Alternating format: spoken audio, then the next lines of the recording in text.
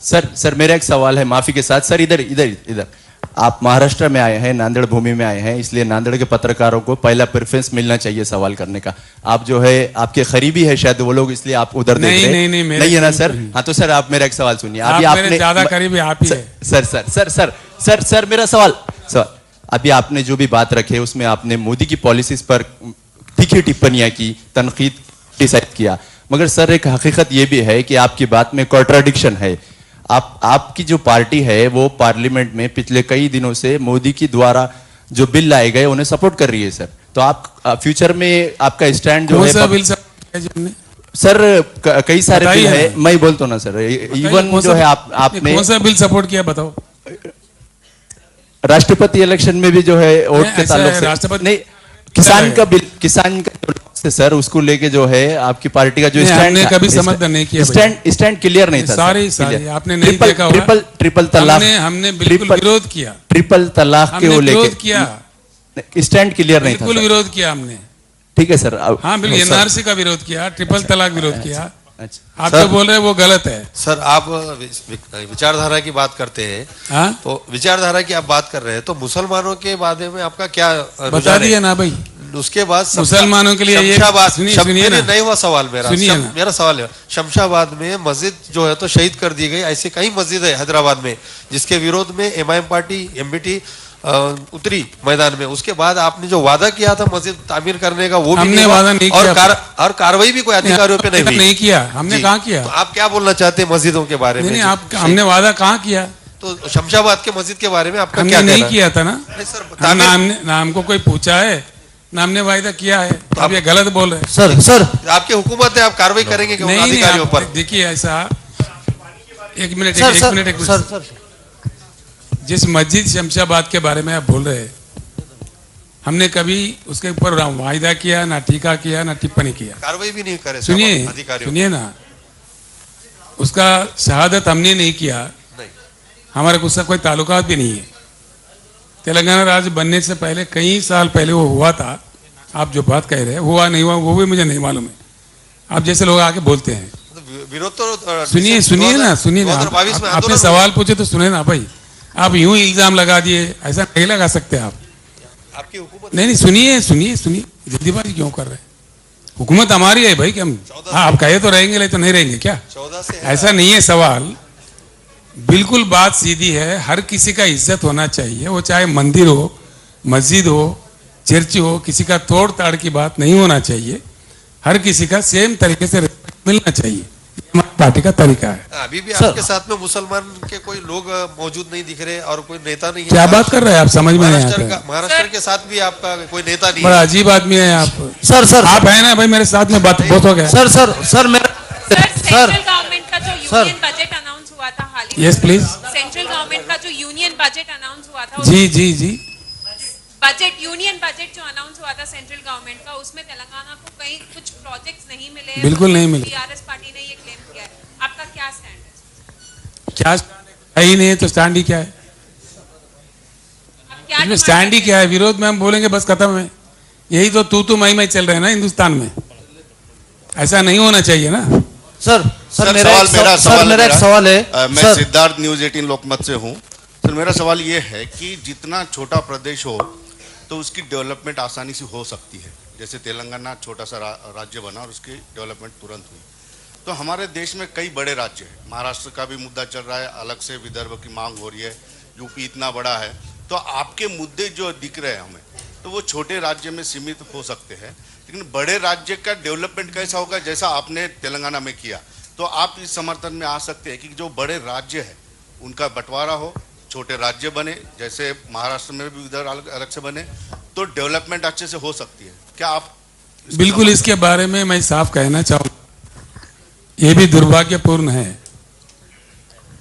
6 लाख वाला सिक्किम भी एक राज्य है हमारे देश में। गोवा भी एक राज्य है। 24 करोड़ वाला उत्तर प्रदेश भी राज्य है और 12.5 करोड़ वाला महाराष्ट्र भी राज्य है। ऐसे है जो नहीं होना चाहिए। राज्य बनाने का कोई एक साइंटिफिक अप्रोच होना चाहिए। एरिया से, रीजन से जोड़ के उसमें भी एक जज्बाती पैदा करके, द्वेष विद्वेष पैदा करके ऐसा नहीं होना चाहिए। एक समझौते के नाते कंसेंसस लेके सभी को बिठा के, कितना आबादी के लिए राज्य हो तो अच्छा है, एडमिनिस्ट्रेटिव कन्वीनियंस हो, उसका बात करना चाहिए। राज्य भी हो, राज्य के डिस्ट्रिक्ट भी हो, मतलब किस प्रकार से किया जाए उसका एक हिसाब किताब एक बार देश में हो, ये पार्टी का हमारा नीति है। बिल्कुल इस बारे में चर्चा करेंगे हम लोग। एक महाराष्ट्र नहीं, एक विदर्भा नहीं, एक उत्तर प्रदेश नहीं, एक बुंदेलखंड नहीं, पूरे देश में राज्यों का पुनर्गठन किस प्रकार का होना चाहिए उस पर जरूर हम प्रयास करेंगे, हमारे बात देश के सामने रखेंगे। सर मेरा एक सवाल है, जो बाबली डैम जो है उसको लेकर पिछले कई वर्षों से वाद विवाद चल रहा है, उसके ऊपर बहस। कोई विवाद है नहीं भैया। आपकी बीआरएस पार्टी क्या हल कर रही है? क्या हल करना है बताइए। बाबली जो भंडारा डैम जो है, क्या हल करना है बताइए। हल तो सुप्रीम कोर्ट कर दी है। नहीं, जो पानी जब महाराष्ट्र के किसानों को मिलना चाहिए तो वो पानी उधर जाता है। सर एक मिनट सीएम साहब, एक मिनट सीएम साहब एक मिनट वही क्वेश्चन से रिलेटेड है। ये एक ही मिनट सुनिए, हो सकता है जवाब मिल जाए आपको। हाल में और इससे पहले भी इस एरिया के कुछ नेता लोग मेरे से बात किए थे बाबली प्रोजेक्ट को लेके। बाबली प्रोजेक्ट एक ऐसा नाटक है, एक ऐसा मजाक है आंध्रा, तेलंगाना और महाराष्ट्र के जनता के साथ। सच है ये बात। बाबली प्रोजेक्ट का क्षमता ही क्या है, उसमें पानी रुकता ही कितना है। एक्चुअली जब मेरे से यहां के नेता बात किए, मैंने उनसे कहा हर साल गोदावरी में हम सब गवाह है, हमारे आंखों के सामने कम से कम 2 से लेके 3,000-4,000 टीएमसी जा रहा है समंदर में, और सब हम तमाशा देख रहे हैं। महाराष्ट्र भी, तेलंगाना भी, आंध्र प्रदेश भी और कुछ अन्य जगह भी। क्यों वो पानी जाने दे रहे वहां पे? क्या मजाक है ये? क्यों लड़वाया जा रहा है बाबली के जैसे प्रोजेक्ट के पास, जिसमें सुप्रीम कोर्ट भी आके जजमेंट दे देती है।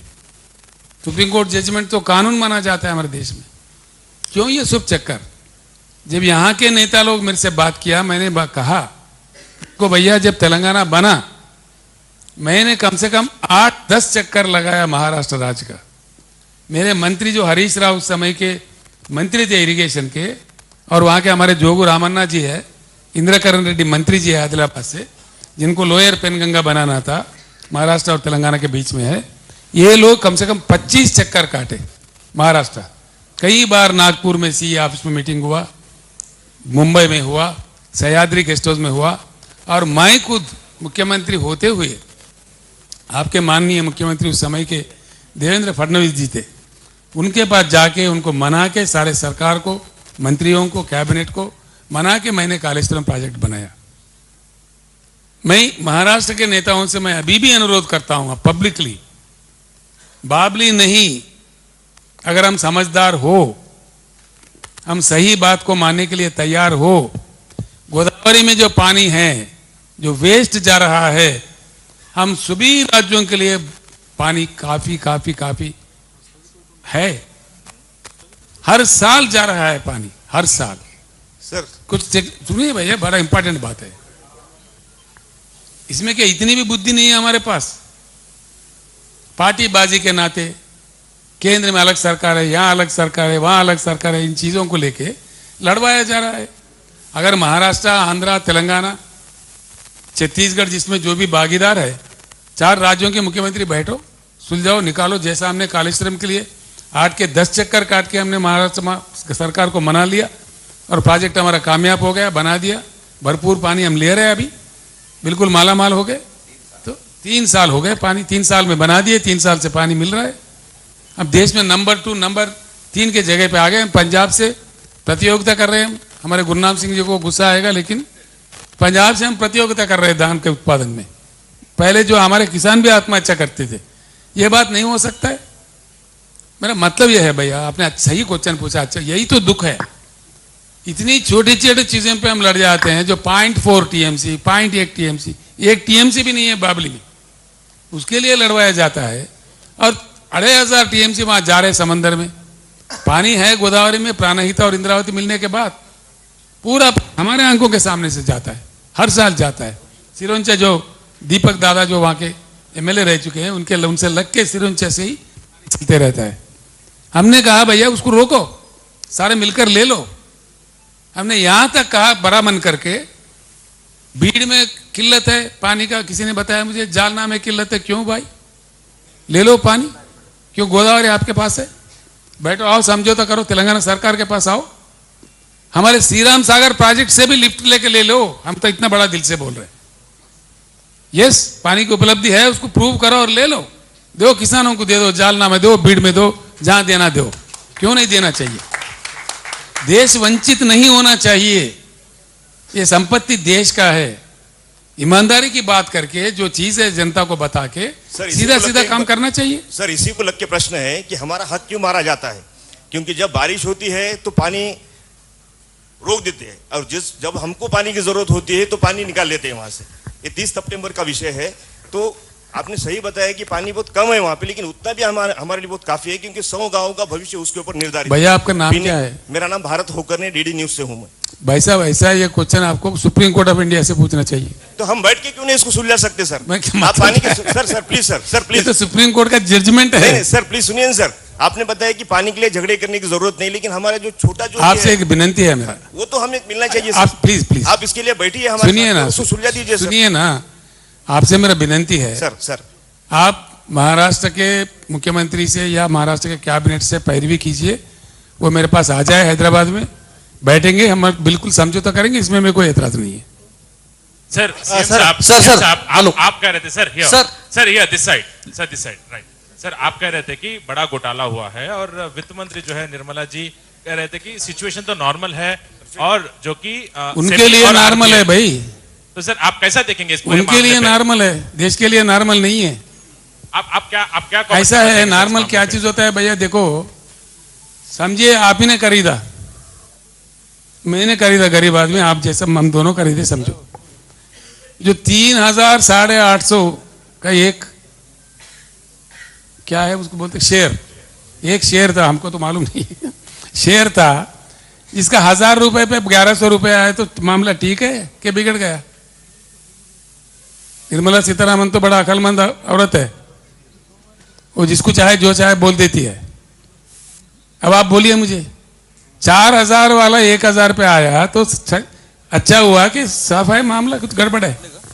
सिंपल बात है, इसमें कोई रॉकेट साइंस है क्या? देश के वित्त मंत्री के लायक क्वेश्चन ही नहीं है ये तो मामूली आदमी साहूकार बता देगा गांव का। सर आपका डिमांड क्या रहेगा इस पे? मतलब क्यों जॉइंट पार्लियामेंट्री कमेटी डालो, इंक्वायरी करो, क्यों मना कर रहे हैं सरकार उसमें? लिफ्ट इरिगेशन से तेलंगाना ने इतनी प्रगति की है, तो आप आरोपों का राजकारण न करते हुए महाराष्ट्र शासन और केंद्र शासन से लिफ्ट इरिगेशन के बारे में आप क्या बातचीत करने वाले हैं अगले कुछ दिनों में? मैं आपको एक बात कह दिया, आप कहां तक समझ पाए मुझे नहीं मालूम। मैं सीधे फिर एक बार कह रहा हूं भैया, हिंदुस्तान के जो 41 करोड़ एकड़ कृषि योग्य भूमि है, हर वो एकड़ में पानी बिल्कुल दिया जा सकता है, अगर हिंदुस्तान के राजनेताओं के पास दिमाग हो, बुद्धि हो, सहनता हो, समझने की क्षमता हो। अगर सारे नेता तैयार है, मैं लीड लेने के लिए तैयार हूं, आप भी मेरे साथ चलिए, बिल्कुल बुलाइए, पूरे लोगों को बुलाइए, बैठते हैं। बीआरएस के पास लिफ्ट इरिगेशन का कुछ प्लान है क्या? प्लीज बताइए सब। मेरे पास नहीं, मैं कोई शास्त्रज्ञ नहीं हूं, लेकिन उनके बुद्धिजीवी अलग है। जो सीडब्ल्यूसी के चेयरमैन है, जो राधाकांत भारती है, इंटरलिंकिंग ऑफ इंडियन रिवर्स बोल के किताबें में लिखे गए हैं, कई सुझाव दिए हैं लोगों ने, किस प्रकार से मिलाया जा सकता, किस बेसिन को किधर जोड़ना चाहिए, ये सारी चीजें बता चुके हैं, है ऑलरेडी रिकॉर्ड्स है, लेकिन नेता लोग है ना जो करना नहीं चाहते। Hello sir myself is Kanaya Kandelwar from NDTV News Channel. What is the purpose of your rally in Nanded? जी, आपका नांदेड़ में रैली करने का मकसद क्या है सर? आप ऐसा है भैया, रामायण पूरा सुन के राम का क्या नहीं, सीता क्या लगती है बोलो तो मैं क्या बोलूं। आपको मेरा सवाल सर समझ में नहीं आया सर कि सारे जो पॉलिटिशियंस होते हैं इसी तरह की बातें करते हैं, आते हैं अपना राजकारण करते हैं और फिर चले जाते हैं सत्ता में आने के बाद सारे वायदे भूल जाते हैं। तेलंगाना में आप आइए, हम तेलंगाना में आने से पहले क्या था आज क्या है मैं आपको आह्वानित करता हूं। You can please, you are most welcome to the state of Telangana. Sir जो आपका अनुभव है हमने उसको वहां गलत साबित किया है, जो हमने कहा है उससे बढ़कर के हमने काम कर दिया है। आप प्लीज वेलकम टू तेलंगाना।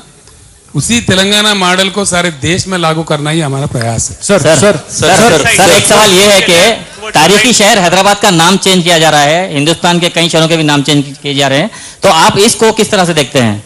ये नाम चेंज करना एक नाटक है, काम चेंज करना बहुत जरूरी है।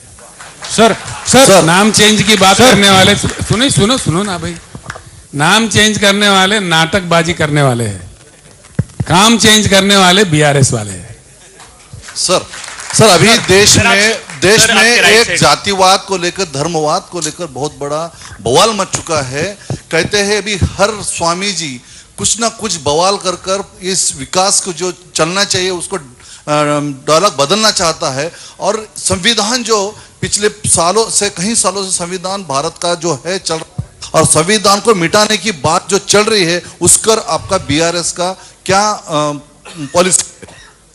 भैया एक सीधी बात है, धर्म के नाम पे, जाति के नाम पे जो फूट डाल के अपने राजनीतिक मकसद निकालना चाहते हैं वो कुछ समय के लिए कामयाब होंगे, लेकिन वो टेम्पररी फेज होगा, परमानेंट नहीं होगा।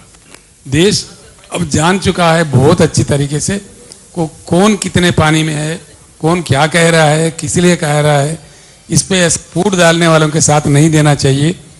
स्लोली युवा भी समझ गए हैं, जनता भी समझ गए हैं, देश अब खतरे से निकलने वाला है। बीआरएस का मिशन भी है कि सारे हिंदुस्तान एकत्रित रहे, सही रास्ते पे चले, एक रास्ते में चले और विकास के ओर चले, इन चिल्लर बातों को बाजू कर दे। सर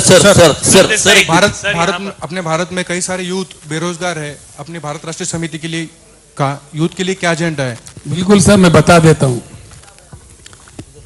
खेती किसानी की जो मैंने बात कही थी मेरे कागज में है, कृपा करके आप पढ़िए। एक्चुअली बदनसीब की बात यह है, इंडिया में पानी है, भूमि है, ह्यूमन कैपिटल यहाँ के लोग भी है, इसके अलावा एक और चीज भी है। 3 एग्रो क्लाइमेटिक जोन्स है हमारे पास, जो तटवर्ती इलाके, ह्यूमिड वेदर है, लैंड लॉकड स्टेट्स है जैसा कि मध्य प्रदेश, छत्तीसगढ़, तेलंगाना ऐसे राज्य भी है, और शीतल प्रदेश जैसे हमारे हिमाचल, कश्मीर ऐसे प्रदेश भी है। हिंदुस्तान में एप्पल भी उगता है, आम भी उगता है, यानी कि और सूरज, India has the best solar incidence. सूरज बहुत अच्छा खिलता है जो फसल के लिए जरूर होता है। इन सब चीजों को रखते हुए हिंदुस्तान को यह करना चाहिए था, top most food processing industry, पूरे दुनिया को खाना खिलाने वाला फूड प्रोसेसिंग इंडस्ट्री हिंदुस्तान में होना चाहिए था। उसमें से किसान का भी फायदा होता, करोड़ों करोड़ों जवानों को उसमें नौकरी भी मिलता, जहां का वहां ही। मतलब वो लघु परिश्रम भी हो सकते हैं, बड़े भी हो सकते हैं, बड़े पैमाने भी हो सकते हैं, हर जगह हो सकते हैं, जिस प्रकार से चाइना ने किया है ऐसे उदाहरण है। तो फूड प्रोसेसिंग इंडस्ट्री जिस प्रकार से हम प्लानिंग कर रहे हैं, किसानों के बीच में ही बनेगा। हमारे गुरुनाम जी भी काफी बात करते हैं उस पर, और उसमें पूरे इंडियंस को, मतलब इंडियन जितने भी यूथ है ज्यादातर उसमें मिलेगा। दूसरा चीज जो make in India, joke in India बोल के मैंने बोला, बड़ी जिम्मेदारी से मैंने बोला है, मैंने ऐसा ही नहीं बोला। मेक इन इंडिया सही होगा, बीआरएस आने पर एक सही एनवायरनमेंट, जो उद्योग बढ़ाना है। यहाँ क्या हो रहा है भैया, कालेश्वरम प्रोजेक्ट के लिए मैंने मशीन खरीदा है, ऑस्ट्रिया इतना सा देश है, लेकिन हमने इतना बड़ा लिफ्ट के लिए मशीन वहां से खरीदा। हमारा इतना बड़ा देश है, वो मशीन हम नहीं कर पा रहे। प्राइवेटाइजेशन के नाम पे अंधाधुन तरीके से इन्होंने एचएमटी को मार दिया। एक भी हेवी मशीन, टूल मशीन नहीं है हमारे पास, कारखाना नहीं है। उसको पूरा रिवाइव करेंगे हम लोग, जो पब्लिक सेक्टर में रहना चाहिए, उसमें ज्यादा मतलब अनएम्प्लॉयमेंट की प्रॉब्लम सुलझा सकते हैं। जो करंट की बात मैंने कहा, पब्लिक सेक्टर में रखेंगे, उसमें काफी नौकरियां मिल सकते हैं। जितना विस्तार आप करोगे, पब्लिक सेक्टर जितना बढ़ाओगे, मतलब उसका थोड़ा तरीका, तौर तरीका चेंज करके कर सकते हैं, किया जा सकता है, कोई बड़ी बात नहीं है। हम आज हमारे बदनसीबी है, इतना पानी, इतना शुद्ध पानी, इतना जमीन, इतने लोग काम करने वाले रखते हुए हम हमारे बच्चे आज मैकडोनाल्ड के पिज्जा और बर्गर खा रहे हैं, जो शर्म की बात है देश के लिए। जबकि दुनिया का सबसे बड़ा फूड चेन हमारा होना चाहिए था। मैकडोनाल्ड से भी, सबवे से भी, किसी अन्य चीजों से भी हमारा बड़ा फूड चेन होना चाहिए था, जो बदनसीबी से नहीं हो पाया। लेकिन बीआरएस का सरकार, हमारे लाइक माइंडेड का सरकार आने पर world's best food chain will be created in India. Sir की बात की है सर, आपने डिविसिव पॉलिटिक्स की बात की है। हाल ही में योग गुरु रामदेव यूज कीजिए ना आप, रामदेव बाबा जी ने यूज कीजिए, माइक यूज कीजिए। माइक से ही बात कर रहा हूँ सर, आवाज नहीं आ रहे, आवाज नहीं सर, मैं आवाज से बात कर रहा हूँ सर। हाल ही में रामदेव बाबा जी ने, योग गुरु रामदेव बाबा जी ने एक बयान दिया है सर, उस पर आप क्या कहेंगे, आपकी राय क्या है? क्या बयान दिया? आप अखबार फॉलो करते हैं बहुत ज्यादा? नहीं, मैं नहीं पढ़ा भैया। रामदेव बाबा का कौन पढ़ते बैठता है? Sir sir sir sir sir sir sir sir sir sir आप देश पढ़ने से टेररिज्म का रिडेंशन होता है। क्या है? नमाज पढ़ने से टेररिज्म का रिडेंशन होता है, और साथ में जो क्रिश्चियंस और मुस्लिम्स हैं वो ऑब्सेस्ड है कन्वर्जन में। ये उनका बयान था। मैं नहीं सर, इसी से जुड़ा मेरा एक सवाल है सर। देश में 2014 के बाद से, मोदी जी आने के बाद से जो हार्डकोर हिंदुत्व की जो पॉलिटिक्स हो रही है सर, जो हार्डकोर हिंदुत्व की पॉलिटिक्स है, सभी सेकुलर पार्टीज अनऑफिशियली तौर पे उसके पीछे चल रही है। तो आप अब जब ये भारत राष्ट्रीय समिति, आप भी उसके पीछे जा रहे हैं? नहीं नहीं, मैं पीछे सीधा सवाल है सर, मैं बता रहा हूँ, आप भी उसके पीछे जा रहे हैं। नहीं, मेरा सवाल, इल्जाम हम भी दे सकते हैं आपके ऊपर। मैं आपको उसको काउंटर कैसे करेंगे? सभी कौन चल रहे हैं भाई? सभी के ऊपर आप यूं टोक दे? सभी मतलब मेरा सर गलत बात है। नहीं, सभी के मैं आपके ऊपर आरोप नहीं लगाया सर।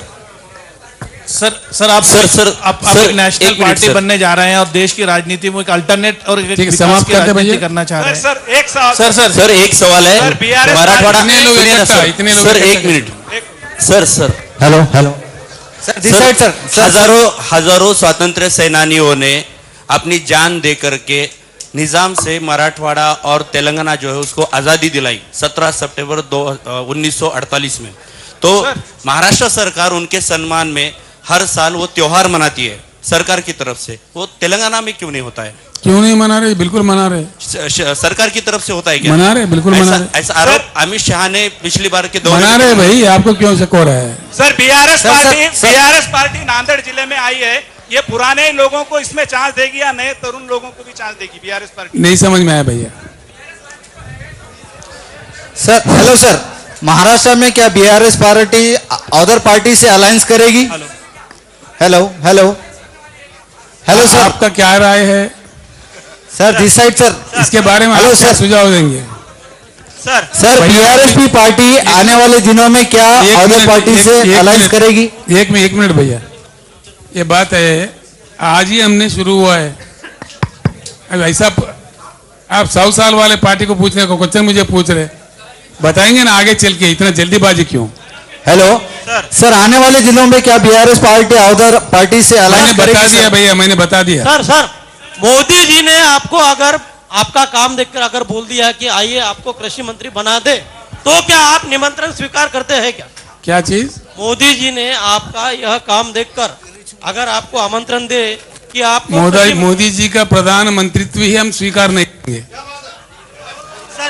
प्रधानमंत्रित्व ही स्वीकार नहीं तो सवाल कहां से आता है? चीफ मिनिस्टर साहब, आखिरी सवाल, अगर आप चीफ मिनिस्टर सर आखिरी सवाल सर, धन्यवाद भैया।